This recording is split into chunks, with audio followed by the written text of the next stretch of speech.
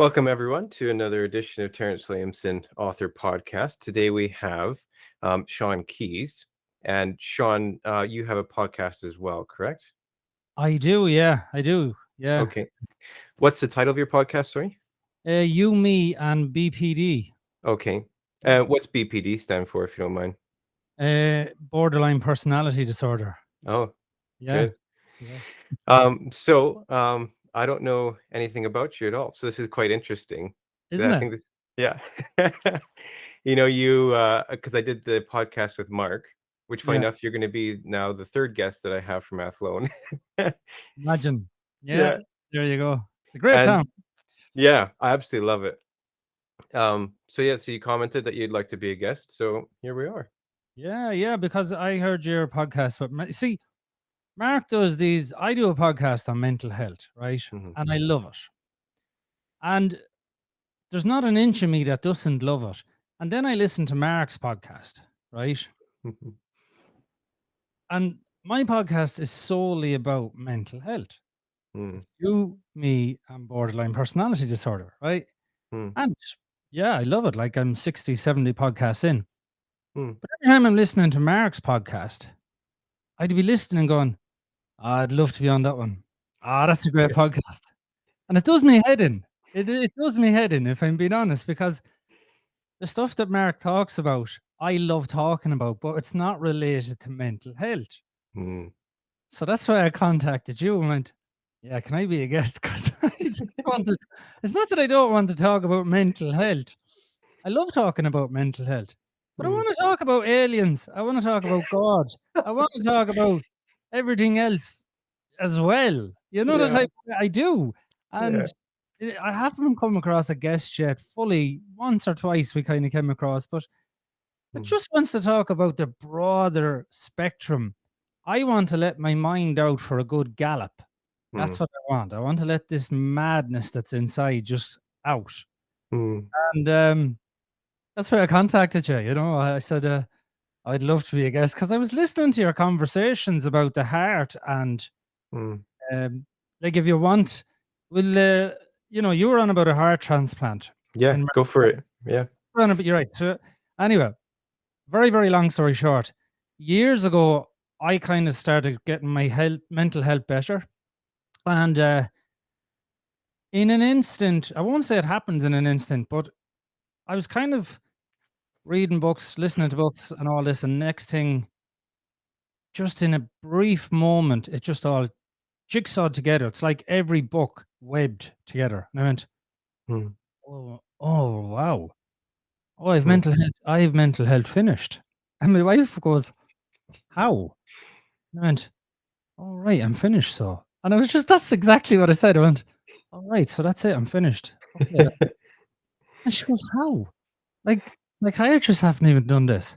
And I went, yeah, but it's just because I'm stupid. Because, like, I wouldn't be looking at Mm, what they're looking at. I'm looking at everything. mm, They're looking at the brain. I just went, what are we made of? Like, I'm atheist and I know you believe in God, but mm, I was going, if we were created or if we were evolved, we mhm. still are made from something. And I was there going, what are we made of? And next thing I just started getting into it and looking us up as a species and really getting into the human being as a species rather than as a person. Right. And every book I ever read or listened to, it just all jigsawed together. And I went, all right, I get it now. We're all part of this one. And I'm not spiritual or anything like that. I went, Mm. that's where religion comes from. It was just all went bang, bang, bang, bang in my head. And this was over 5 years ago. And I haven't been able to unprove it since. Mm, And I'm the type of person that if I say something's real, I'll do my best to research how it's not. mm, Not the type of way. I want to know just in case I'm galloping in the wrong direction and heading for a cliff. mhm. Um, so yeah, long story short. So which you were talking then about a heart transplant, right? And you were on about how in the person that they never liked jazz or played with jazz, and next thing all of a sudden they've done jazz. Mhm. And I was answering it over the phone. I was listening to it going, oh yeah, that totally makes sense to me. Like it totally makes sense. So when you see, I kind of have to jump in, but then I realize people are listening and they don't know the context, right? So when I read the human body is basically made of over 90% of us is bacteria, Mm, about 8% of us to 9% of us is viruses, mm, and 1% of our cells are mammal. mm, So we are literally 99% bacteria, pathogens, viruses, and a tiny percent of us is mammal. You know, wow. these products kills 99% that you're going around cleaning your house with. Mhm. That's us. We're 99% of everything them products kill, Mm, right? According to science. And when I was looking at this going, oh, wow, I mean, like we have 6 million bacteria for every inch of skin we have on us, mm, protecting our body. We are literally an ecosystem mm, of millions of different bacteria, thousands of different species living in us, on us. So a long, long story short is every inch of our body has bacteria in it. mm, Bacteria that lives under our armpits is not the same that lives on our elbow, and that's not the mm, same that lives on our wrists. Completely different bacteria. Now, in our gut, we have up to 1,000 species of bacteria, and they're our main immune system. Like if a mm, human being ate a carrot and had no bacteria, we'd die. We're not actually designed to eat vegetables. mm. But they love vegetables because they eat the fiber of the vegetables, but they kind of need a host to chew on it Interesting. because they don't have teeth. So if any human being had no bacteria in their gut and they ate a vegetable, they'd literally die. There was a boy Mm, years ago born in America. He literally was born with no bacteria. He was called the boy in the bubble. mm, And he died because he literally had no bacteria. Because our bacteria is us. mm. Now, to go further into that, there's a bacteria called the archaea. And the archaea has been proven to live 3.2 billion years ago. Wow. And the archaea is in fish, mountains, the water, birds, plants, lizards, everything. Mm. Maybe that's God. Um, who knows? But the archaea is it's not the oldest living bacteria according to science. It would have had a grandmother, but it is the more dominant bacteria on the planet. Okay. And what bacteria do, this is going to be a very long answer to get to this why I was going, oh my God, that makes so much sense. So what bacteria do is they vibrate. Because they don't have vocal cords, they can only vibrate. So what they do is they literally vibrate themselves, Mm. which is why you get anxious in your stomach and not in your head. Interesting. Because they're vibrating, going, I'm not so sure about this. Mm. I'm not so sure. I've been here before. Not you. Been here Yeah. before. My great grandparents had a feeling about this before, and it Mhm. didn't turn out well. You see, because bacteria breed every 20 minutes, Mm, which makes them the dominant species on the planet. But what happens is this archaea is everywhere. So when you're vibrating, you know this oneness that the spiritual people get? mm, That's, in my opinion, what they're getting. They're connecting with the archaea in the tree. They're connecting with the fish or the fox, or it's the same bacteria vibrating over and back to each other, which is why when we touch the earth, we become grounded and mm, all these things that science says and the spiritual people can't seem to put their finger on it. Um, it's a bacterial thing, in my opinion, that we mm, are just literally no, we're not literally connected. That's a science thing. mm, That's the spiritual bit, maybe. So in our heart, we have over 400 species of bacteria in our heart, mm, right? And they now bacteria can control a human being. If you don't think they can, there's a tiny little bacteria kind of working its way through the world at the moment, mm. and it's controlling everything. Uh, Bacteria have a huge influence on species. Mm, Each bacteria can vibrate to make the person do something. So there is over 400 species of bacteria in the heart. There's over 600 species of bacteria in your mouth, Hmm. and they all live in specific places. They don't move until you brush your teeth, and then they just all go back to where they should be. They're your first line of defense when you're breathing in yeast from the air, that there's bacteria in the air. So Hmm. there's bacteria everywhere. But anyway, this is my theory. Because there's 400 species of bacteria in the heart, the highest known vibration to man is music. Hmm. Bacteria can only vibrate, which means we, when we make music, are like huge bacteria vibrating outward, which is why we love it, because we're in tune with what we are as a species. Hmm. Vibration, which is why people love a vibration. This is the maybe bit. This is, this is the only maybe bit of this whole story. Maybe the bacteria that was in that person's heart loved jazz. Hmm. Bacteria have been known to perform well to music. Interesting. Yeah. Hmm. So there's my answer to it. I don't know if it's true. Everything else, bar I said maybe, is Hmm. scientific. That's scientific, like scientific. It It's a may, fant- yeah. it's a fantastic theory. It's really compelling. Um, I was listening. Do you ever watch that show QI? I don't really watch TV, no. Oh, okay. So Yeah. it's a British show called QI for quite interesting. I'm not sure if you know Stephen Fry. He's probably more popular there than he is Oh, over. Stephen Fry, yeah. Yeah. Yeah. So he started the show. So anyways, the host that took over for him, Sandy, she was mentioning something about bacteria in the stomach. They Mm, said, or maybe it's Stephen, I can't remember. But anyways, what they were saying, and this kind of got me interested as well, because they're saying that there is a certain bacteria that will cause a mouse or a rat to not be afraid of cats. that's So right. that the cat eats it and then the bacteria goes into the cat. Yeah. Now they've found that there's a similar bacteria in humans, and it can cause those humans to be very accident prone, Yes. which is phenomenal to think that these little Mm, guys are calling the shot, like as you said, yeah. controlling you. Yeah. And with respect to mental health, um, it I feel kind of foolish that it took me so long to figure this out, but um, my mental health is really predicated on what I eat. Absolutely. I don't know if you've listened to my podcast. You probably wouldn't have. Mhm, I base my life on 4 key fundamentals.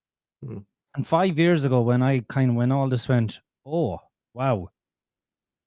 And I didn't go off like going, "Oh, quick, I have all the answers." It was like, "Oh my god," but it hasn't changed. I can 1,000,000% stand behind it and mhm, prove it with science, which is even better. Um, you see, the bacteria in your gut produce over 90% of your serotonin, which mhm, is a happy hormone for human beings. That's mhm, their little way of saying, "Well done. What you've just consumed is perfect." mhm, When you eat processed food, you get anxious. That's their way of saying, "Stop." We confuse the anxiety with mommy, daddy, or Uncle Tom, as I do say. And, mhm, instead of, because as a species, this is where I went in deep into the madness of my own mind.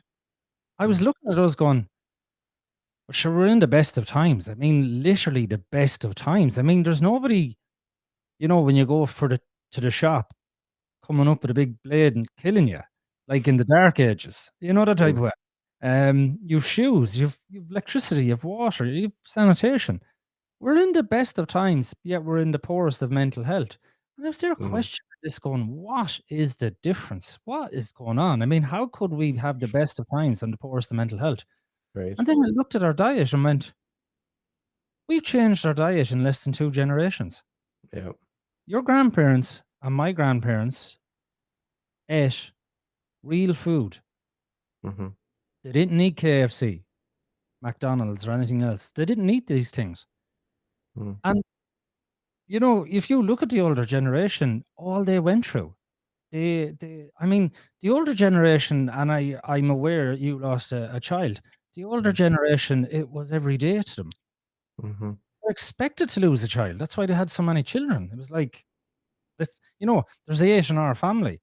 Mm, My grandmother lost 1, 2, 3, 3, 4 kids, something like that. You know what I mean? mm, Like, it was expected. My grandmother would have been born in 1929, but she lost 2 of my uncles were like, only a couple of months old when they passed away.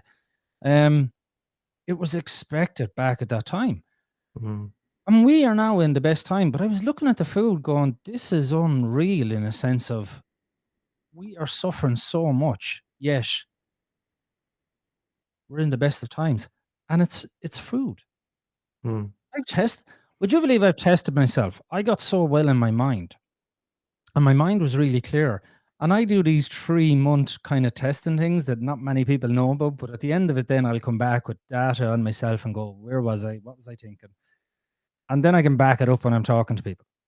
mm, But I was looking at my children, and they were doing everyday children thing, 3 children, and I was just looking at them, man, I was going, "Yeah, yeah, they're okay." They're arguing. "No, I'm okay." And then I literally went, "Right, go on a processed food diet. mm, Have your burgers, your chips, your fries, your crisps, your ice cream, your chocolate. Have all that." mm. And I went on it, and I had to come off it because I was gonna kill them. So and I was looking at it going, they're doing the same thing. Yeah, yeah, I don't care. I don't care. I don't care. They're doing the same thing. And I was getting really stressed. And I was Mm, looking at it going, this didn't, and I was pulling up, this didn't annoy you a month ago. It mm, didn't annoy you a month ago. Yeah, yeah. And I literally had to pull the plug. About a month and a half into it, I had to pull the plug going, mm. no, that's it. I had to, because that's how much processed food has an impact on me. Now, Wow. I can't be unique. Mm, That type of way. I'm a hypersensitive person, but mhm, maybe I'm just feeling what other people on a slightly lower level feel, but it still has the same impact, you mm. know? So yeah, food is huge. Yeah, I found that, for me and yesterday, I did it too, like, we have I don't know if you guys have this burger joint there, but it's called Five Guys. No, no. So basically it's called Five Guys because they found out that you only need 5 guys to work in the store, like, 1 on the till, 1 on the fries, 1 on the burgers, right, all that kinda stuff. No, right, okay. So anyways, it's my favorite place. I know it kills me. Right. Okay, yeah. But yesterday ordered it, and sure enough, yesterday, like, a couple hours later, I was pretty agitated. I was pretty Yeah. grumpy. But I found that I can't have booze in the house Yeah. because booze will make me not when I have it, it's the next day or like 24 hours later. That's when it really affects my mental health. Mm, If we go out and if I have a drink or whatever like with friends or something like that, that's fine. But when I have it in the house, I tend to drink it a bit more. So I'll have like half a glass or half a bottle of wine, right? Which isn't too much, but for me, that's just it's too much for my mm, mental health. I don't get drunk or anything like that, but then the next day, I will really feel the effects of it. mm. Like if I look up the reviews for my books and I see a negative one, it will really get me Yeah, if the with yeah, the yeah. effects of booze, right? Um, Otherwise, it's if I get a negative review, it kind of sucks, but I can just brush it off. Mm, Um, but yeah, so I had to cut out having booze at the home because it will affect my mental health. It took that's me too long to realize because it was the next day that it would bug me, right? yeah. So I didn't make the connection. Mm, But it like you said, you're doing the like kind of like a journal entry of your food, right? yeah. So that I think if I would have been doing that, maybe I would have spotted it a bit sooner. Yeah, and do you know why? Hmm. Do you know why it has a negative effect? No, go for it. I don't. So again, everything with me is bacteria. Like Mm, until I can prove myself wrong, that's the road I'm on. mhm. So if you want to kill bacteria, you add alcohol. Because Oh. yeah, there you Mm, go. If you want to kill them, well-known fact, in order to kill bacteria, just pour alcohol on top of them and it interesting. burns them alive. Mm, Right? Now, whether God or the universe or evolution put the bacteria into our stomach, they're in there, right? mhm, My theory is this: if I'm going to go with God. I always go with Go. the person. If God made us and he designed us in a way that the bacteria are in there to help our immune system, how much of a kick in the teeth is it when you're pouring in something that burns them alive? Now, they don't realize that you, the person, is doing this willingly, right? All they know is there's a liquid coming in, it's burning them alive, and it's a Mhm. toxin. So what they'll do then is they will activate your whole body to start flushing out that liquid. Right. And you will use up all your water in your cells and everything else to try and flush that liquid out of your body because it's a toxin. Mm. Every B vitamin you have in your body will be used to remove the toxin, and your B vitamins is what makes you happy. Interesting. So the next day, when your bacteria are dead, the few of them that are trying to recover from being burnt alive, all your B vitamin has been used. All your water has been used, which is why you have a headache, because all the water has to be used. You're literally taking the water from the cells and just flushing out this toxin. They don't realize you put it in there. Mm. And you then have a hangover because you've very little water in you. And you feel depressed because you've literally removed every B vitamin from your body to remove a toxin. Mm. And that's called a hangover, right? The depression then is basically why we get depressed is to make sure the body, the animal doesn't move. Mm. It has to stay there until it recovers. So it doesn't waste any more of the resourceful energy it has. So it Right. depresses you down, making sure that you don't move outside of your confinements. Now, because that basically species has now become toxic, every animal in the wild, when it becomes sick, will naturally retreat away from the herd and be eaten to make sure that the species continues. Because one particular person or animal is not important as the main tribe. Mm. So every animal on the planet, and like I do laugh, humans, we think we're so intelligent, but we act exactly like every other animal. When we become depressed, we retreat back into ourselves, we lock Mm. ourselves away, we separate from the tribe. And Interesting. that way, then we're prepared to die, Mm. which is basically what every other animal do, but we call it depression. Hmm. Mm. That is very profound. I think, like, when you use the scientific explanation there, I find it so enlightening. There's something Yeah. about it, even when it comes to grief and stuff like that, when I know what's going on Mm. inside me, because there's multi levels to it, right? It's not just one thing.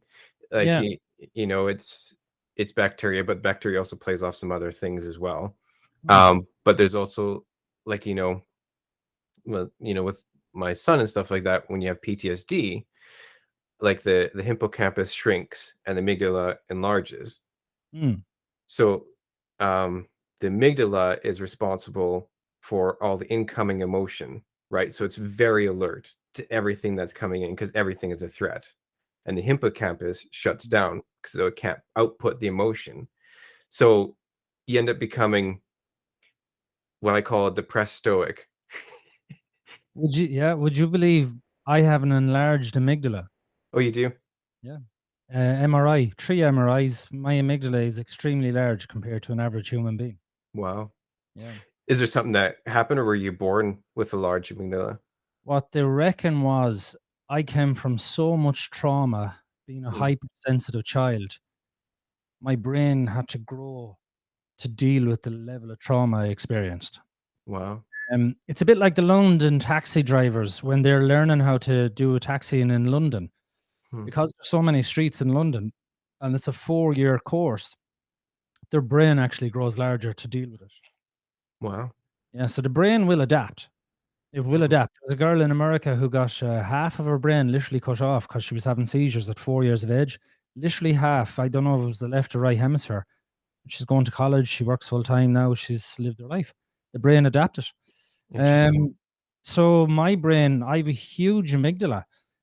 which makes me extremely primal as a human being. I only use my primal side. Um, yeah, so I'm in survival mode all day long. I Mhm. do, like, I know I am. I laugh at it in my own sense, going, everything I do is survival. It's just complete survival, you know. I'm okay now, like, but now I can laugh at the actual fact that everything I do is completely survival, Mm. you know. Yeah. Do you mind if I ask about the, like you said, traumatic history as a child? Do you mind if I ask about that? No, no, fire ahead. Yeah. Um, Go on. so like, was there a specific event or a series of events that happened to you? It was like Beirut. No, it was like both my parents were absolutely. My father was an extreme, highly violent alcoholic. Uh, My mother was manic depressive wow. and 8 children. Mm, So a lot of violence every day. I mean, um, yeah, there was beatings on a daily basis, like absolute beatings, dragged out of beds, beat the shit out of, boxed in the mm, head at night. You'd be lying in bed and you get a beating. You'd be lying like it was mental house. It was just mental.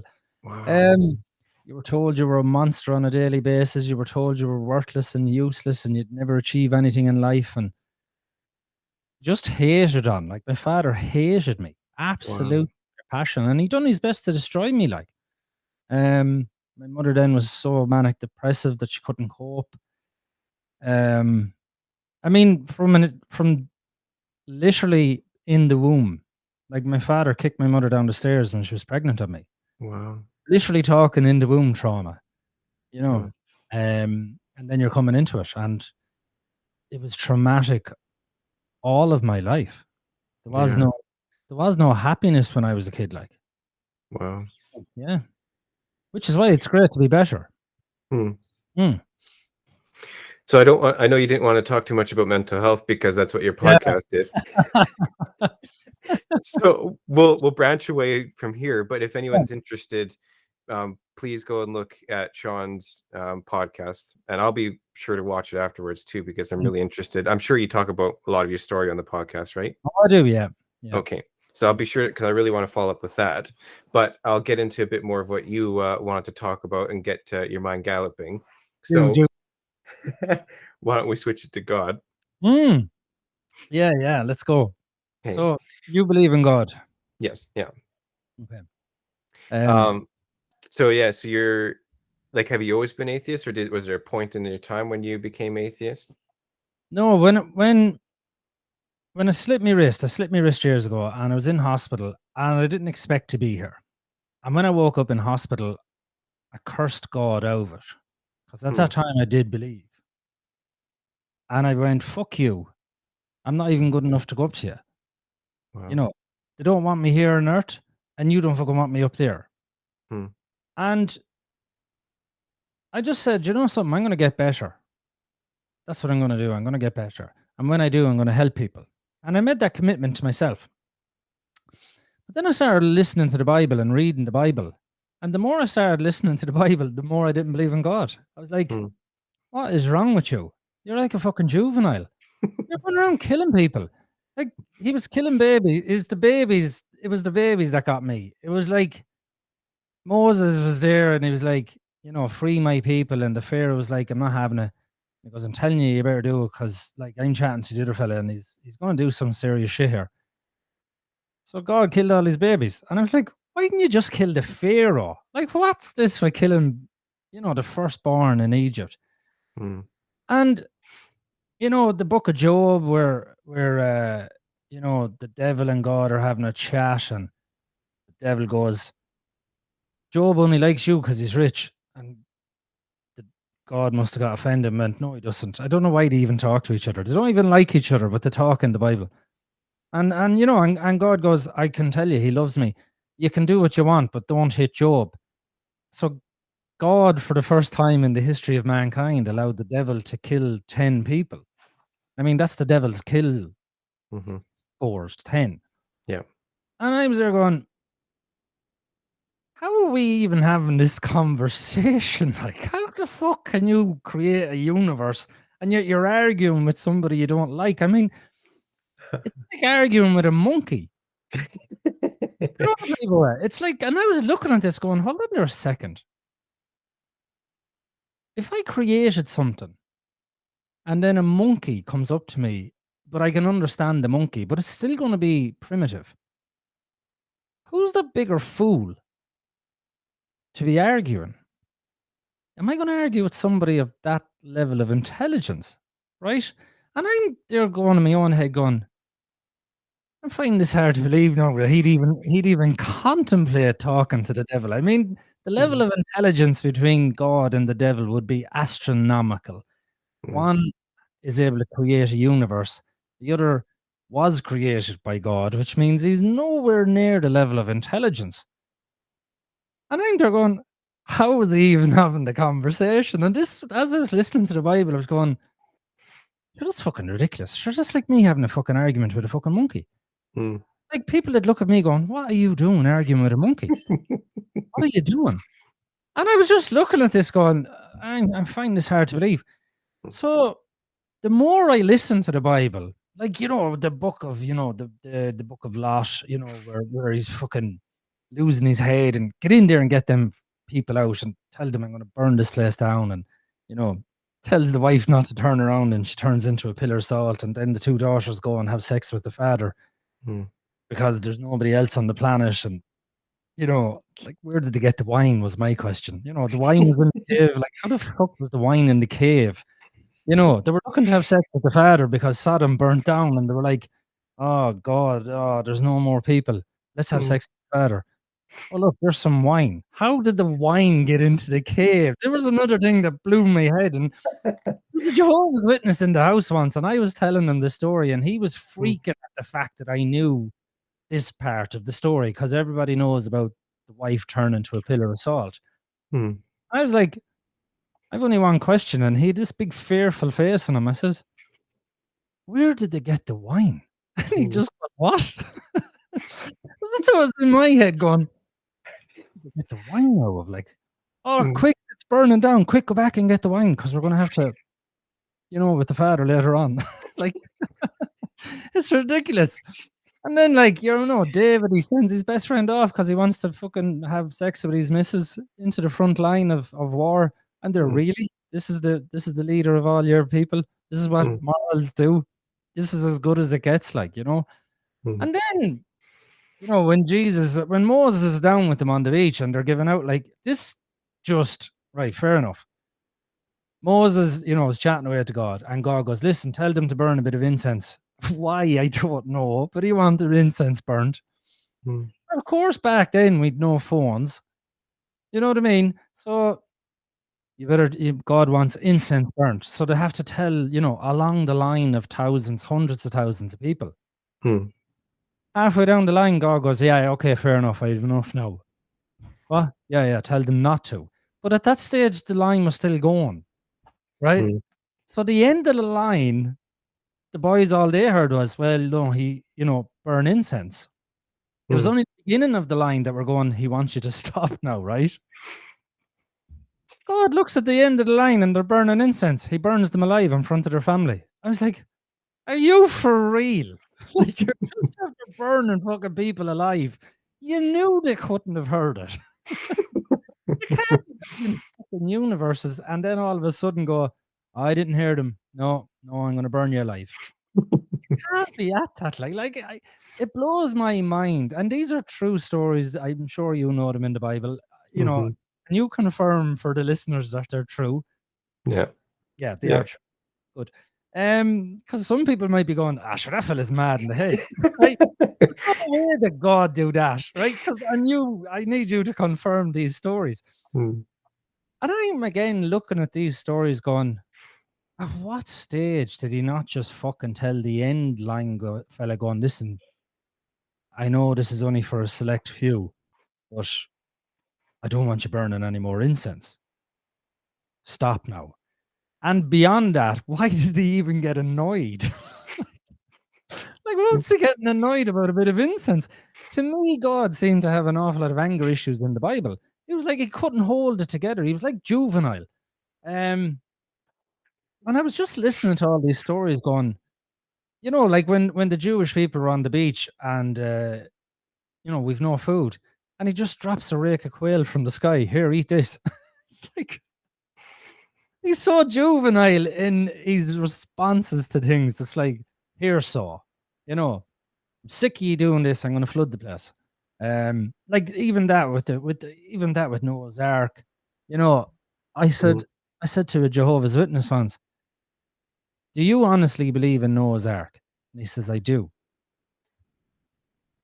Why? How did every marsupial just end up in Australia? Like, what's that about? Like, why didn't some of them stay in Eastern, in Middle East where it's hot? And I know there's a few in South America, very few, but the majority of them just went. That was a rough boat ride. You want to head to Australia? Like, how did that just happen? It's just so random. And again, I know Mark said it. Like, how were they fed and all this sort of stuff? And there's so much for me in a sense of why do you need to kill children if you're an all loving God? Why do you need to just kill them? Why do you have to kill them and go, no, I'll leave the Pharaoh alive? Right, I'll give you an example. I'm atheist. I'm not political. I don't watch the news. I'm not into sports, which means I'm not into competition. So I have no interest in people winning or losing. Right? He's after killing my first kid. I'm like, what? Why did you do that? Like, what was I doing? What's a child doing? Like, nobody can grasp the fact that God drowned children when he flooded the earth. Nobody thinks about this. I do going, why would you drown a child? What would you drown a child for? I mean, and that's where thankfully I don't believe in God, because if I did, you'd have to, if I was like, I do have this picture of my head right when I'm dying.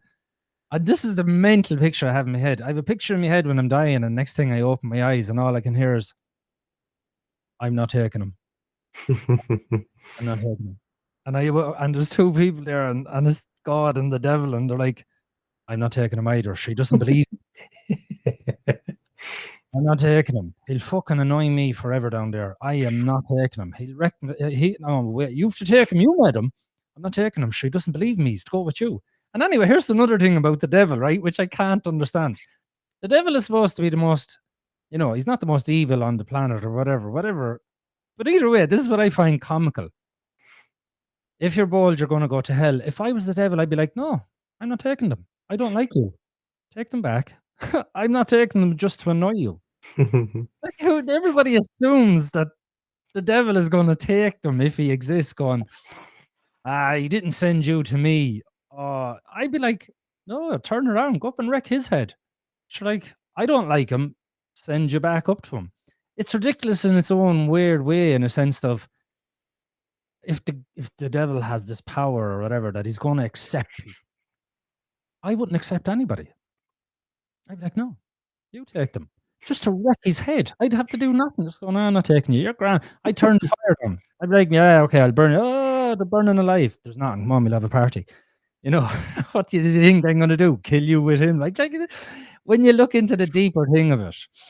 And what I love about, well, not love, but the Bible is like, this is another thing I can't grasp. At no stage does anyone think the devil's going to win. Everyone knows, oh, no, when he's ready, he's just not ready yet. He's going to come back, and then the devil is done. It's like, it's a non-runner. It's like the devil has no chance. He's never had a chance. That's the most ridiculous story I've ever heard in my life, in a sense of, what's the purpose of it if he never had a chance? Why can't he win? Did you ever hear of the Zoroastrianism faith? Mhm. Yeah. At least in their faith, depending on mankind, the good or the bad won. I like that.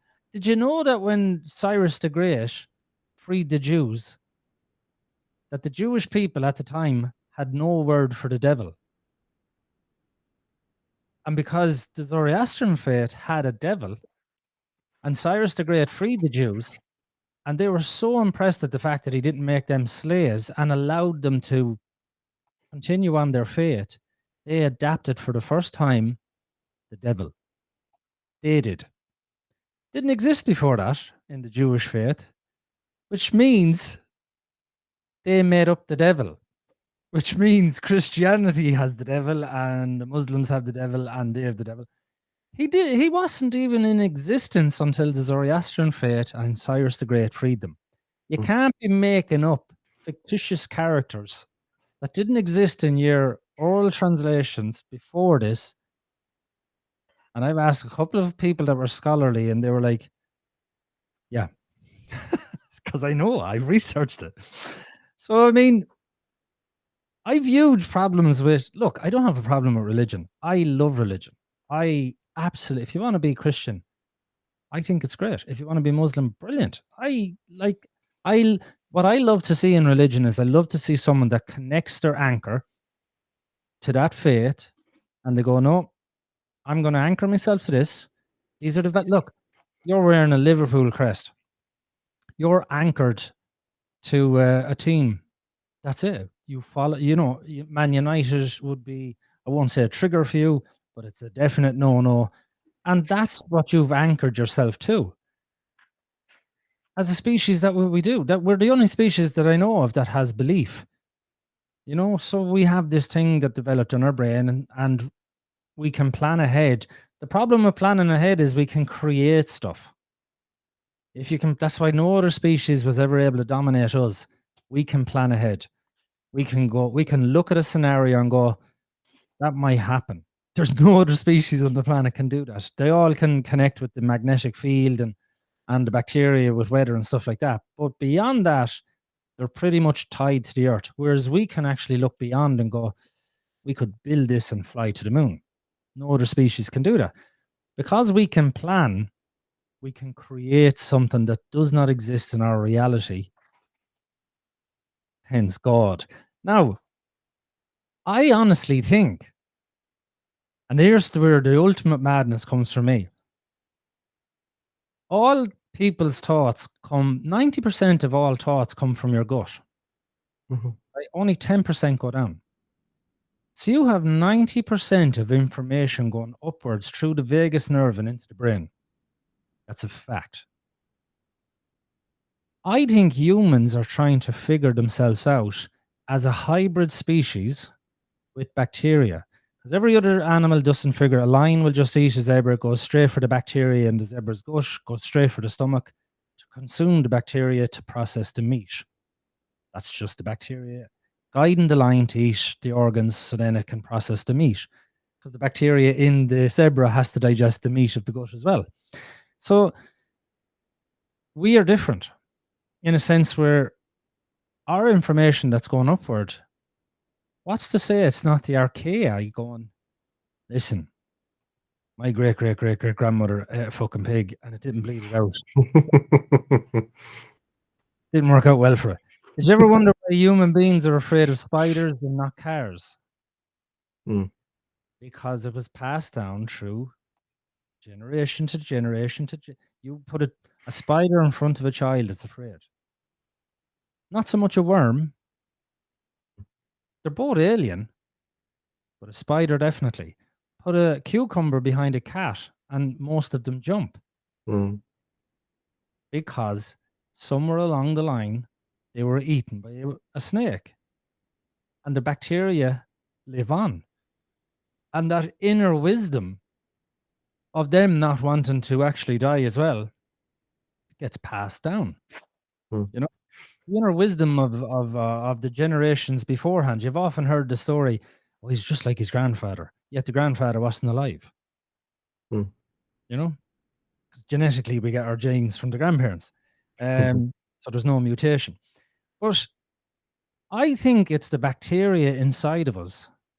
And they do communicate. It's not me going, oh, I think they're communicating. That's a scientific fact that bacteria do actually communicate upwards, right? That's where we get our in thoughts and stuff like that. What's to say that that's what it is? It's because if you listen to the religions, the answers lie within. Everything you have to go within yourself. It's all fucking directed right to one place. Look within. I am the way, you know? Only through me. All these things that religions do. And here's the maddest thing I've ever looked up. I was going to work one morning. I do say in my brain, I do talk to myself in the third person, unless I'm talking to someone else, because I love chatting. So I kind of use myself as the third person, as an over and back. And I was just cycling to work one day and I went, I wonder, are we just bacteria having a human experience and a fox is bacteria having a fox experience? Because like the archaea are exactly the same in both species, and a whale is just bacteria having a whale experience. And really, that's why in the Buddhist faith, they say it doesn't really matter because you'll reincarnate as one of them, right? And my brain went, that's mental. Don't tell anyone this just yet. I wonder, do animals have less bacteria then? If in the Buddhist faith, if you do wrong, you might come back as a dog, right? The next life, reincarnate as a dog. And I went, I wonder, do dogs have less bacteria than humans then? And it turns out they do.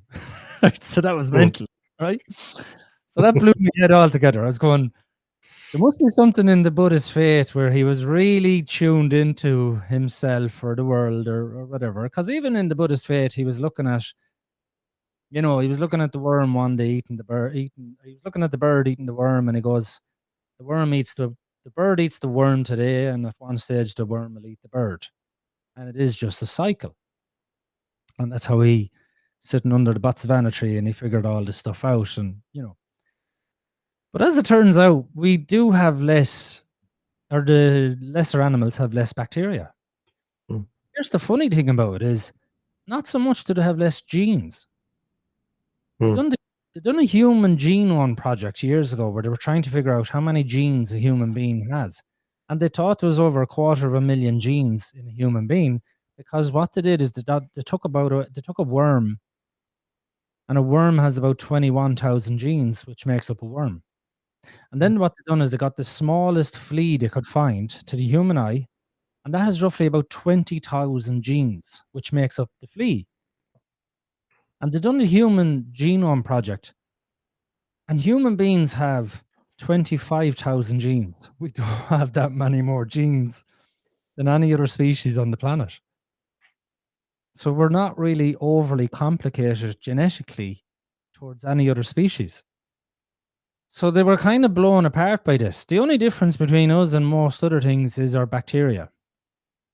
We carry quite a lot of bacteria in different species of bacteria. But I think we share a huge percentage of our bacteria with the trees.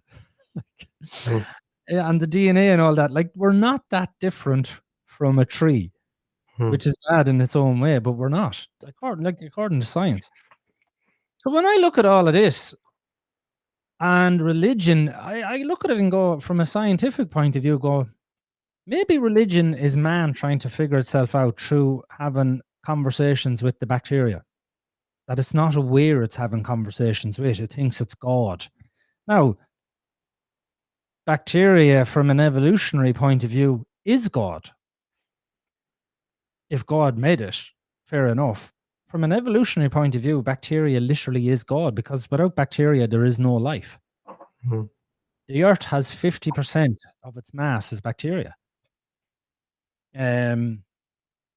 That's a fact. And everything on the planet is bacteria. Even trees will direct water towards their own saplings to make sure they get the water in case there's other saplings around them. That's done through the bacteria. So no matter what way you look at it, bacteria seem to play a major role in life. And that's how I look at that. Now, that's just science. So that's where I removed God. I went, okay, you know what? I don't need to, because again, it's the fucking babies. It's just, I can't get, and right, and fair enough, right? And here's another thing with Jesus. I do picture this up in heaven. God is up there and he's like, they're at it again. They're fucking at it again. I'm gonna kill them. And Jesus is there being God. Don't. No, they're dead. Sure, look, I'll sacrifice myself. Well, fucking someone has to die. Because you know what I'm like. Someone has to die. He can't just not kill people. Like, what's that about? So, I mean, God sends himself down to die. Now, the only conclusion I can have with Jesus is this, right? This is what makes God where I'm less annoyed with him. I'm not really annoyed with him, but if I had to actually believe in him, I'd be like, we're gonna have a fucking chat when I see you, type of thing. Is you know the way you stand on an ant, and you mightn't pass too much worry about standing on an ant. I think God was killing people going, fuck you. You know, I don't care. Doesn't matter. Throw out the water, flood the place. And then he became an ant. And then he realized how tough it is to be an ant and how hard it is and how much struggle we have and just how his creation was a bit hugely flawed. I mean, he created us with all these desires. I mean, it's like building a car that flies, but people don't know it flies. The car flew yesterday. It did not, did it? Yeah, and it nearly killed me. That's amazing. You made the car. Yeah, I did. But you made it to fly. I know. Like, you know, all these things were created in us. You know, that's just the way it goes. So that's my only conclusion with God is that he made himself into an ant and then he realized what suffering was like. He realized what it was like to die. And then he went back up and went, yeah, that was rough. Let's not kill them again. You know, let's just leave them be because that's fucking rough. They have a tough time down there, right? That's my only, if I had to believe, going, maybe. But that would argue the case then, how come he didn't know it? You can't create a universe and not know your creation is suffering. You can't not know that, right? Now, what's the need for it? You know, it's like me with my childhood. Someone says to me, "You're really strong." I didn't need to be. I would have preferred not to have had it. I didn't need. I'm extremely strong as a human being, but I didn't need to be this strong. I didn't need to be in a constant state of survival. I could have done without it. Yeah, I'm strong and I'm chatting to you today because of it, and all these things join up together, and I'm aware of the fact of it linking. I could have been happy out fucking watching maybe Man United so much or Liverpool, um, yeah, you know, maybe Liverpool, not Liverpool. You'd only get maybe 2 trophies and you'd be 60. Like, that's not a dig. That's just a mathematical equation. I don't really care for football. Yeah, so that's my theory on religion. You know, It's interesting. Yeah. Yeah, it's pretty interesting. There's a lot I agree with, and there's a lot I disagree with.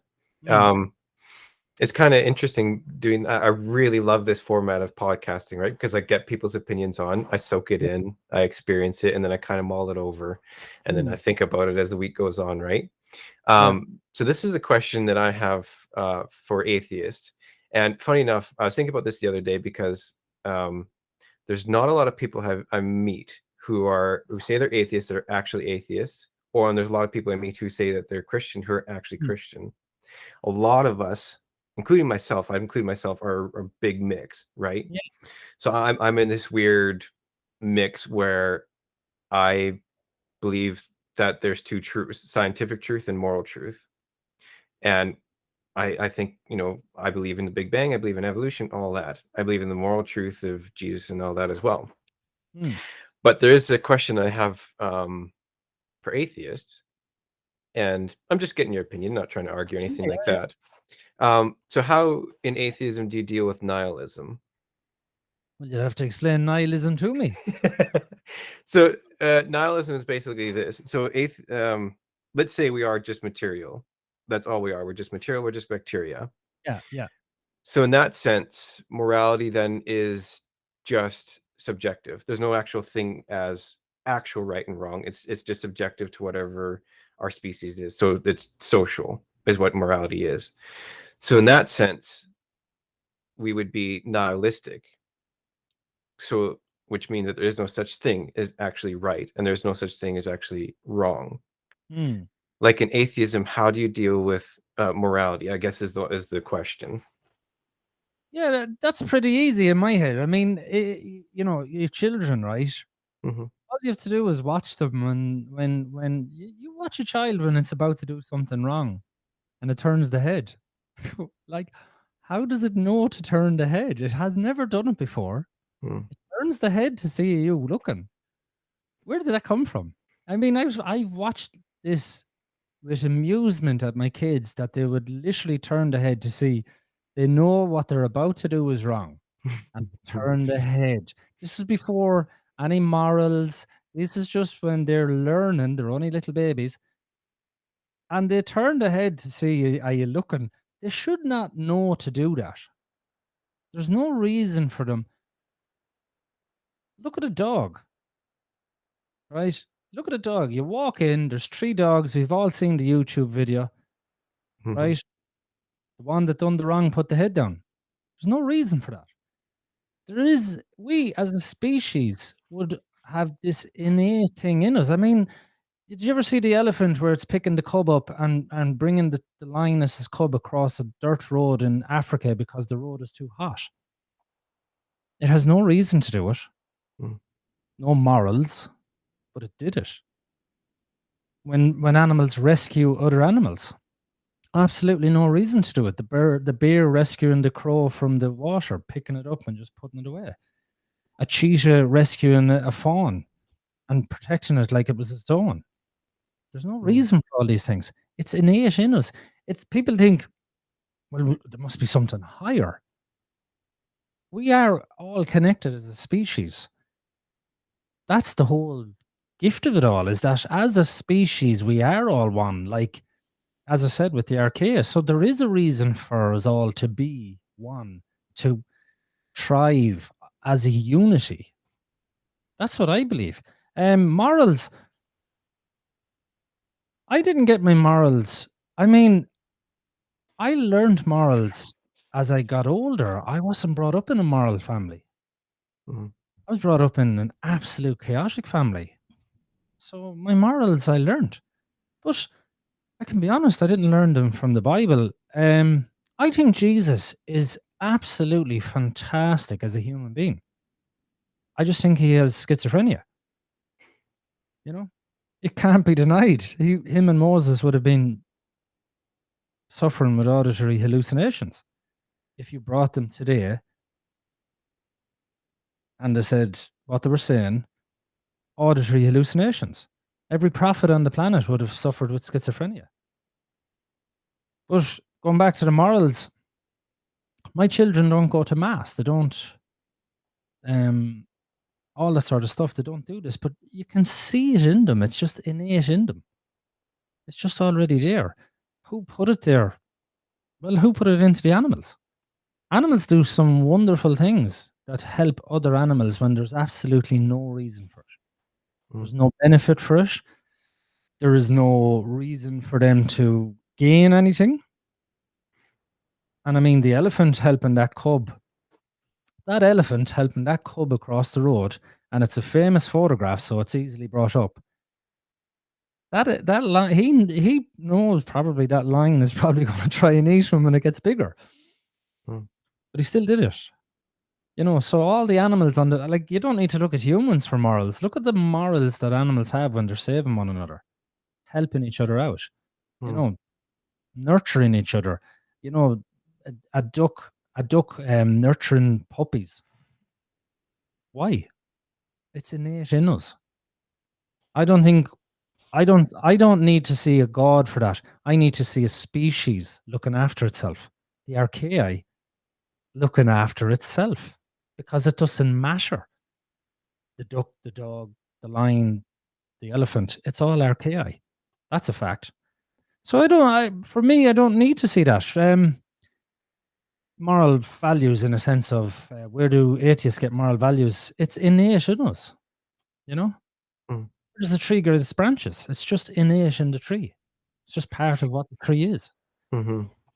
How moral how moral is it for the tree when it's directing the water towards its own saplings? It's not really moral now, is it? I mean, there's 2 saplings there, and the tree is directing water towards its own sapling.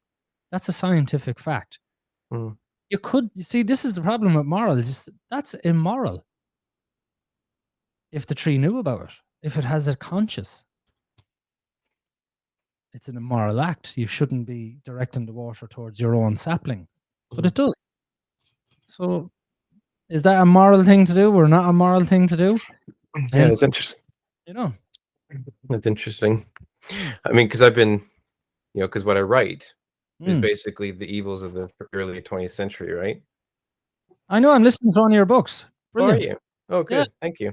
yeah. And I've kind of been interested because I can to be honest, it's rare when I Mm. can explain something from a religious perspective. Yeah, yeah, yeah. I have a lot of doubt. I do, but I really enjoy religion. Mm, Um, I gain so much from it. And I do believe that Christianity is real. Now, when it comes to the evils of the early 20th century, speaking of morality and all that stuff, now there was an entire nation who collectively agreed that what they were doing was the right thing to mm, kill off all these people.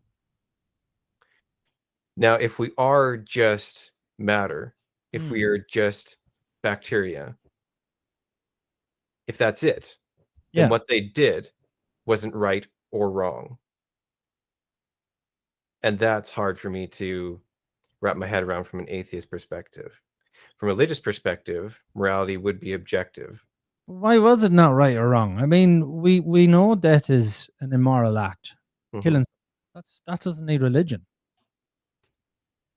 Why does it need religion to be right or wrong? You see, you're connecting religion to say that in order to have morals, you need religion, but I don't have religion. I can tell you to kill someone. I mean, I'm listening to your book there at the moment where um, the standing up on the train, they're all dying. The older man dies, and he's still just standing there, and he's a corpse, and all these people are praying in the train. And I'm only about an hour or two into the book because actually, when I came on, I went, "Jeez, this fella writes books." So very, very, very good books. Actually, they're really intense. For a hypersensitive person, they're extremely intense because you're getting into them. Mm. Um, but at the same token, I mean, right from wrong. It's it's it's people. Some people think you need religion because then that's where we get our morals. But my argument is, well, right and wrong is right and wrong. I mean, ending a life is wrong. I don't like, and even to go deeper into that, well, how do you know what's wrong? Why should you even have to question that? You know too well you're taking something from somebody that they love so much, which is a life that is not yours to take. That's where I would be like, that's not mine to take. Plus, it should not sit too well with you. And you see, not all of Germany agreed, as you said in your book. If they all just stood up and Yeah, that's what this book is about, the latest one. yeah, um, I don't think you need God to have morals. I'm an extremely moral being. Mm. Um, and I've never once done it in the name of God. Yeah, that's a good point. So why did then the Vikings, when they killed and raped, why didn't they know that it was innately wrong? Sorry, why did the Why what? the Vikings, like when they Yeah. came over to England and Ireland and Mm. killed and raped, why didn't they know that it was innately wrong? Why didn't they? Yeah. They were on a rampage. They were, as we say, berserk. Um, if you go back with human history and keep going back, I mean, we come from, in my world, primates. Now, if you look at any primates today, they're extremely violent. And the Mm. primates that we have now are going through their Bronze Age. So, I mean, we're getting 2 ages in the first time in the history of humankind. But I mean, if you look at a primate, they're extremely violent. Extremely. They'll rip. rip monkeys apart if they believe they're not theirs. So you're dealing with a completely primal brain. And the more primal the brain is, it works off food, pleasure, sex, and survival. So there is no morals in there. It's Mm. only as our brains developed, and our brains are developing at a rapid pace. I mean, we're becoming more intelligent. And the more intelligent we become, the more our prefrontal cortex is developing. That's been proven. If you Mm. get someone to do an IQ test, if my daughter at 7 years of age done an IQ test today, she would surpass any 7-year-old that done an IQ test in the 1900s. So the level of intelligence from human beings is actually increasing. So, a person doing an IQ test in the 1900s, a 7-year-old maybe got 60. If my daughter done that test, or anyone's daughter, doesn't matter, or son, they'd probably get 80 to 90. Reason being is, again, going back to the primates, the monkeys, they have to survive. So they basically get up, food, pleasure, sex, survival. That's what the amygdala works off. I know this because I run it. um, it's only your prefrontal cortex which has morals, values, ethics, and beliefs. So that's the major thing, belief. Now, if you take even people, if you take me, who my prefrontal cortex is extremely inactive, Mm. right? My morals, values, ethics, and beliefs doesn't work too well. I have to work hard for them. So I know exactly what it's like to be a Viking. There Mm. is no reason to have morals because you're surviving. There's no reason to have values or beliefs. You go in, you'll kill them, you'll conquer, you know, to gain a bigger tribe. As it turns out, they did. 900 AD when they came to Ireland, we have they did. If you look back over our DNA, there's Viking blood in it. Mhm. They did exactly what all species try to do: procreate, spread the species. Mhm. From a bacterial point of view, that's exactly what's all bacteria want. Look at the COVID. Winner, winner, chicken dinner. It's doing exactly what bacteria want. It's spreading. Mm. The Vikings spread outwards. That's what all bacteria do, is spread outward. Mm. And humans are no different. Interesting. So they'd have no reason to have morals. They were more primitive back in 900. So, when did we develop the prefrontal cortex? We developed it from cooking meat. So we're the only species on the planet that cooks meat. And because we cooked the meat, the nutrients in the meat was actually really, really expanded. And Mm. that nutrients grew our brains larger, which is why we don't have children fully developed. Our children actually started to grow exponential inside of us, that we could no longer hold them in us. That's why, like, if you look at humans as a species, we have a child, it's nowhere near ready to defend itself Yeah. until maybe 4 years of age or whatever. It's just not really there. And again, that's why even if you look at the woman, their cervix hasn't full. We're still should be having the children bent over and like a monkey. Our Mm. cervix hasn't evolved yet from when we did have them like monkeys. Um, but eating meat developed our brain hugely. Mm. The sense of way more nutrients went up to the brain, and because of that, the brain grew larger in size. Mm. According to science. Interesting. Yeah. Speaking of the Vikings, I've been kind of following, this isn't God anymore, this is more history. Yeah, yeah, yeah, yeah. I'm loving this. Good. Well, yeah, it's very, very intriguing, very interesting. Lot to mull over and lot to think about. Um, yeah, I kind of have a theory Yeah. that, well, I don't, it's not my theory, Mm, but with respect to the Vikings, because we know that they for sure made it as far as Iceland. We have proof of that. We mm. also know that they likely made it to Canada and to the Americas long before Columbus did. Right. Um, Now, my theory is when I look at how people groups travel, is I follow the music, right? Right, yeah. And so the Celtic tribes actually Mm, started. um, I think it's just above India. So Yeah. there's a Celtic tribe that moved all the way from above India, kind of settled in France area, and then up to mainly Ireland, Scotland, and stuff like that for a lot of the different Celtic tribes. So you can follow the music. So there's a lot of similarities between East Mm. Indian music and Celtic music, and it's the same with Viking music and Native American music. Very heavy for drums, very Yeah. heavy for inflections in voice. Um, Sometimes warlike, not always, but there's a lot of the warlike musical behavior behind it. Kind of gets you, like you said, berserk. There's Yeah. a lot of Viking music. I love Viking music. I listen to it before I go play football, right? Okay. I get myself pumped up before Uh, so that's my theory, is that if I follow the music, you can kind of see how the people groups move, because that music just kind of stays, right? yeah. There's kind of similarities between, even though the language changes and all that, but the music somehow stays ingrained. Mm. Um, yeah. No, I think it's I think you should be never finished asking questions. Mm, Even like as I said, I don't have any with Jesus or God or anything. I've none. I'd talk to people who are religious all day long, and I'd make my business not to prove God wrong to them, as in not wrong, but he doesn't exist. I've no interest in proving that God doesn't exist. What sort of person goes around doing that? Like that to me is mental. Why would you mhm, do that? Why would you try and take somebody's belief away from them and go, ha ha, I told you so? That's just wrong. As I said, even in my answer, I just have a problem with killing kids. mm, I'm going to stick to that. That just does not sit well with me.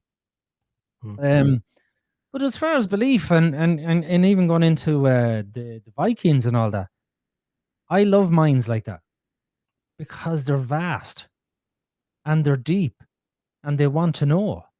And I think if there is a God, that's the beauty of him in a sense of that he made sure we'd never figure it out mm, because it's game over if you do.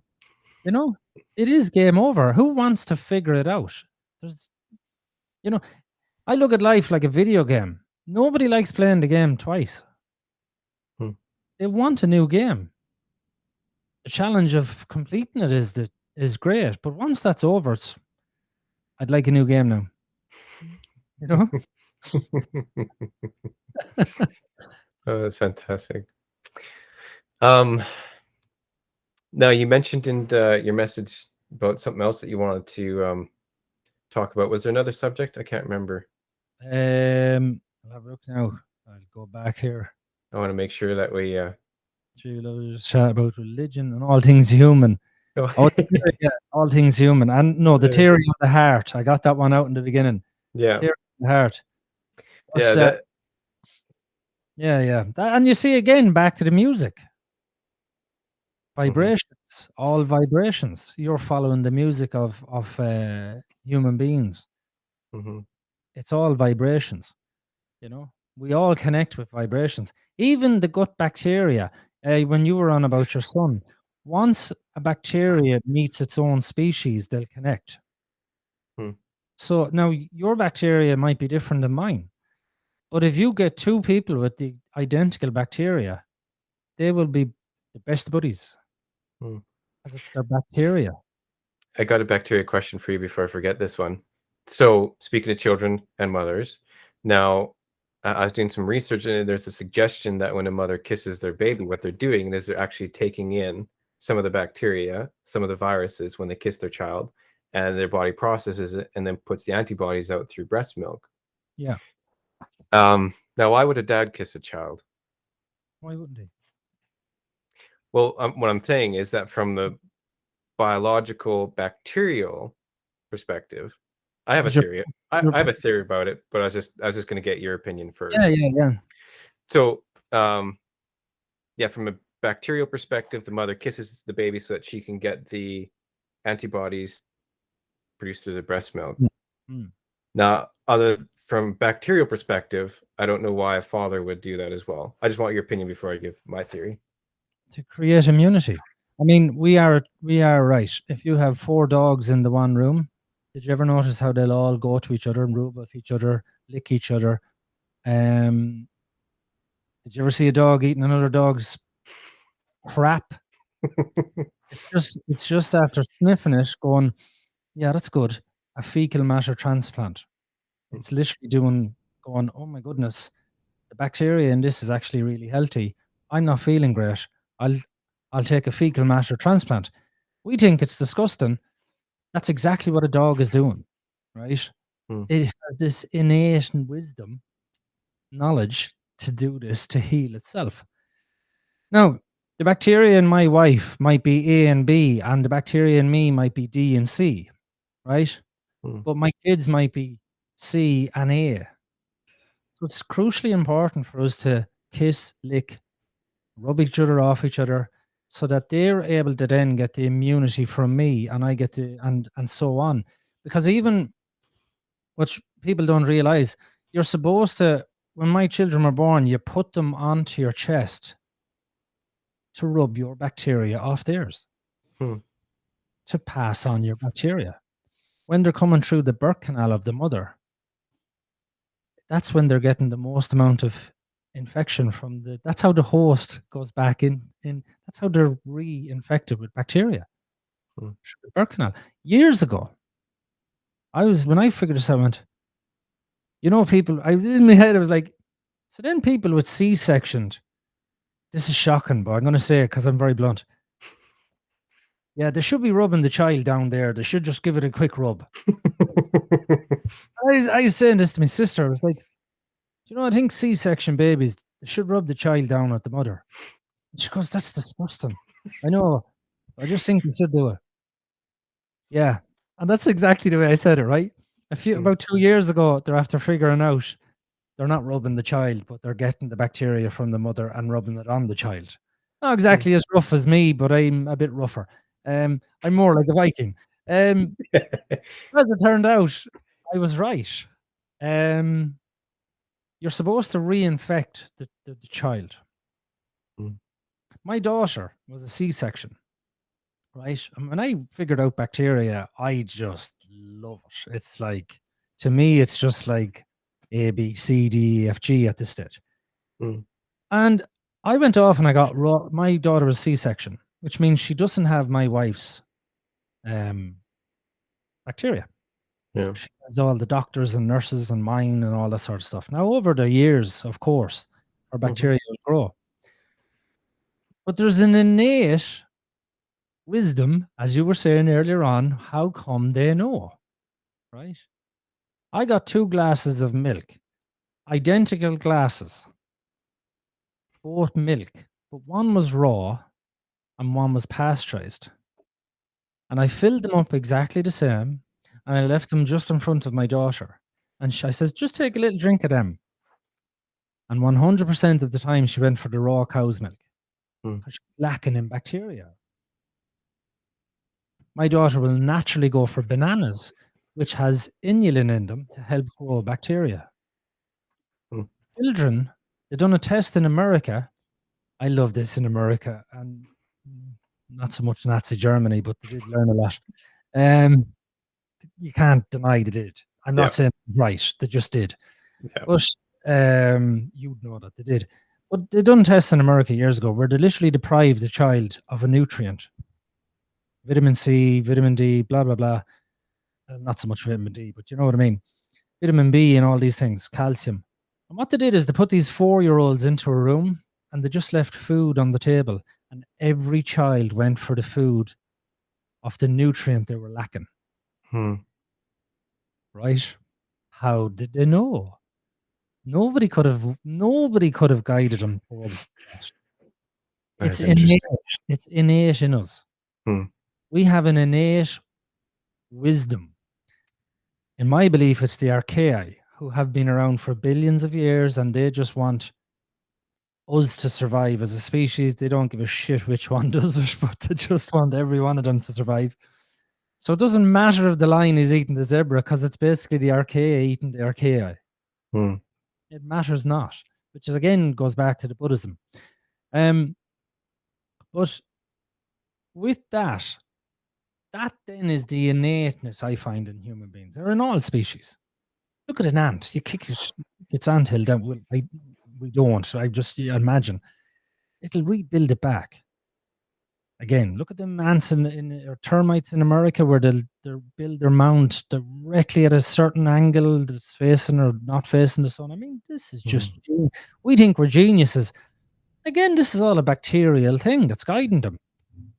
And if you don't think it's bacterial, look at the bacteria that goes into the ant, and the ant goes up to the top of the branch, and it just is a zombie bacteria. And it's the exact same with that mouse. It makes them do things. So bacteria really do run the show. Here's the funny thing about human beings. 300 milliseconds before every human being does something, they've already made the move. You know this, because I can see it in your face. Right. They done a test on a human where they were probing his brain to move, and they were asking him, which one do you want to pick, left or right? They could see he was going to go for the left one. So they probed him to go for the right one. He picked up the right one. Afterwards, they said, it kind of looked like you were going for the left one. Why did you go for the right one? I just changed my mind. He was unaware. Right. Now, if he was unaware that they had done it, and 300 milliseconds before we make any move, you know this is true. How come that's not us doing it? That is not us. I think that's a terrifying thing when you look into consciousness, how little we are conscious. Yeah. 98%. They've got it figured. It might change in the future, but what they've got right now is 98% of what we do is unconscious. Yeah. And everything that we sorry, go ahead. And the unconscious part of our brain is connected to the vagus nerve. The vagus nerve is connected to all the bacteria. That's science. Yeah. It's just science. And they're just doing their little thing. When I figured out bacteria, I went, this is exactly what I said. So if I feed you little fuckers, will you be happy and leave me alone? This is a fact. And ever since I started feeding my gut bacteria, like I would eat 21 different plants every day, 21 different fruits, nuts, seeds, and vegetables every day, and meat. But I feed them first, and then I feed me later, like as in meat, because they're not really big on the whole meat thing in a sense of they eat the fiber. But I look after even the other day, because we're coming into flu season. The other day, I could feel something in the house, and I'm really hypersensitive. I'm extremely hypersensitive. Some people think it's a gift. It's not. I can just feel other people's emotions. It's a fucking nightmare. It's not a gift. I've a gift. It's not a gift to feel someone's angry and you're happy, and you're there going, "Oh, which one am I? Which one am I?" Yeah. So I could feel this in my body. I was like, "Oh, something's coming." Right. And I says to Emma, I think there's a sickness in the house. Don't say that. I says, I think there is. I think there is. I can feel it. Anyway, I brought kimchi. Kimchi is a Korean dish, but it's full of probiotic. It's full of bacteria. Right. This is what humans were doing as a species before we got processed foods. We were eating live bacteria. The people in the northern, here's another thing I love, right? People in the northern countries who drank milk, right? How did we know to drink milk that has vitamin D with the higher up we went? Because we weren't able to absorb it with the sunlight. Do you get me? You know what I mean? How did two species coexist and go, listen, you should start drinking my milk because the higher up we're gone from Africa, not really going to absorb much vitamin D. But don't worry, I'm getting a load of it in my milk. You bang on there, brother. Like, it's just, me, it's just all connected, you know? We drink milk because it has vitamin D in it. The Asians don't need to, so they're lactose intolerant. Mm-hmm. You know, it just all connects. It's all through bacteria. Now, I'm Mm. going to say maybe God made the bacteria. Maybe that's him. Maybe. I don't know. That bit I don't know. Maybe that is the God or whatever. But I mean, all these things, when you look at them, to me, they just all connect in that sense. You know, they do all connect. But Mm. bacteria, I can literally wrap most things back to bacteria at this stage. Whether I'm mad in the head, but thankfully I can connect it with science. So there is that little bit of scientific proof with it, you know. Now Mm. the other day when I was going to work, I just had my kimchi, I had my real food. I don't eat processed foods, I don't eat sweets, I don't eat junk food, which is really what it should be called. Mm. And I could feel it in my stomach. I was like, look, make up your mind. If you're going to book a week in the Costa del Sean, I don't mind. Come on in. But don't be hanging around my gut. I don't like when my gut is upset. Either way, I killed it. I came Mm. home and my kids are sick. And the one kid that's sick, right? More so, is the one that eats the least, that eats more junk food. Mm. Right? The other two, I kind of have a bigger hold on the food with them. They're younger. The older one, and she's sick. Mm. You know, so food again and bacteria. You Mm. know, Interesting. yeah, Well, this was a fantastic chat. I really enjoyed it. yeah, I loved it. I got to go for a gallop. Yeah, yeah. You know, Now let's put that horse back in the pasture and well, I just say, yeah. I just say people with BPD, we're just zebras in a field full of horses. We see the world in black and white. We can't be tamed. We're the only horse species that can't be tamed. People no. with BPD can't be tamed. Wow. So that was really. I loved it because I got to vent out all my scientific madness.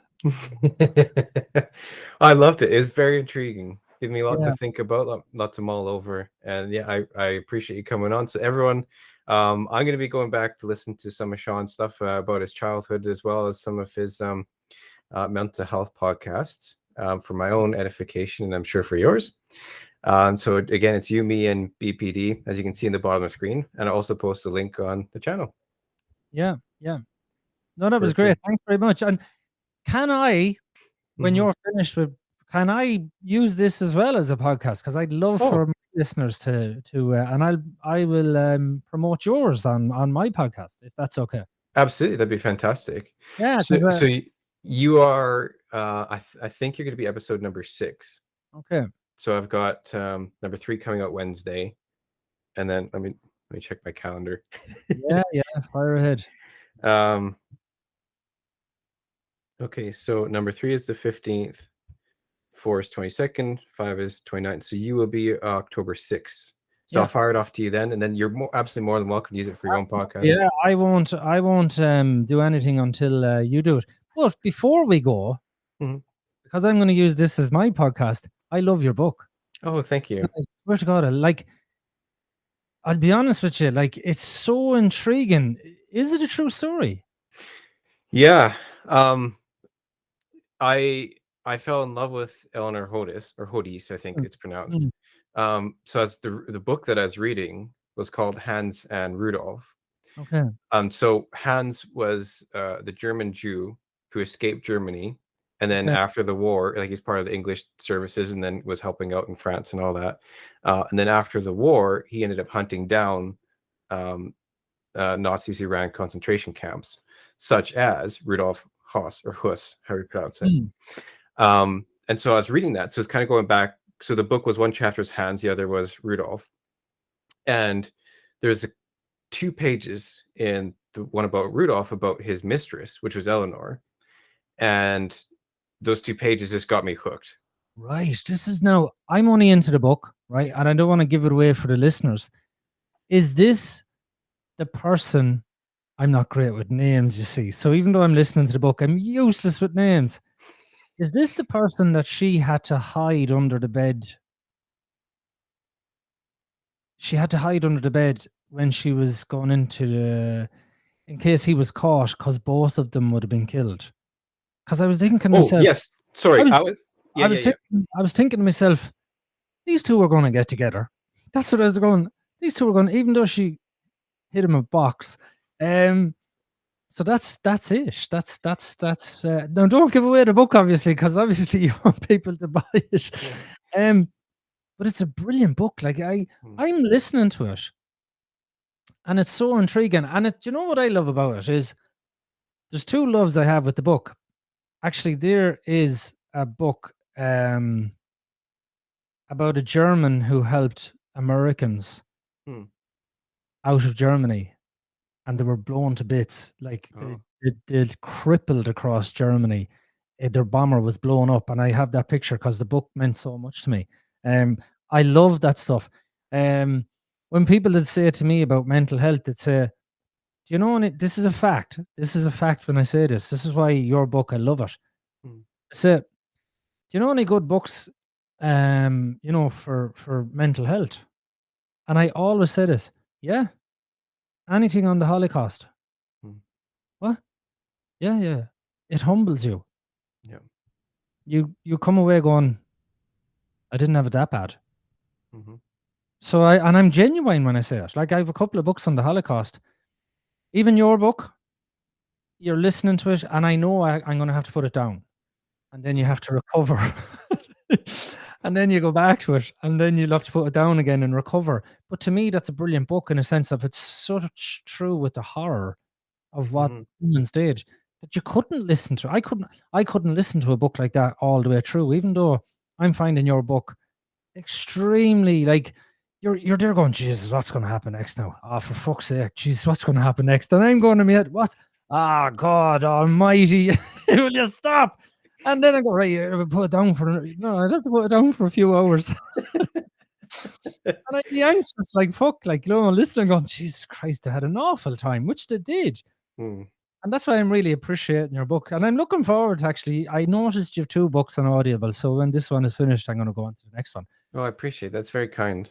No, they're like, I'll be honest, and I wouldn't say it because you had no idea I was listening to your book. So I just literally wouldn't say anything and no harm done, But the fact is, they're brilliant. They are brilliant because they are getting into the depths of history of the horror that we came from. Yeah. And you see, this is why I don't have much blame for my parents, because my parents were born in 1941 and 1947. Yeah. Look at the world they were born into. How could they not be traumatic? Yeah. When you realize what human beings were born into at that time, you can't go judging them, because they didn't have what we have today. They were born into a complete time of war, my parents. Yeah. They were raised in a state of anxiety. That's just a fact. So, yeah, I kind of wanted to put you in at the end of the podcast. That's very kind of you. Yeah. Awesome. Well, I would love to have another chat with you sometime in the future, if you'd be interested. 100%. Yeah, definitely. Perfect. All right. Well, thanks again for coming on. Yeah, no, thanks for having me.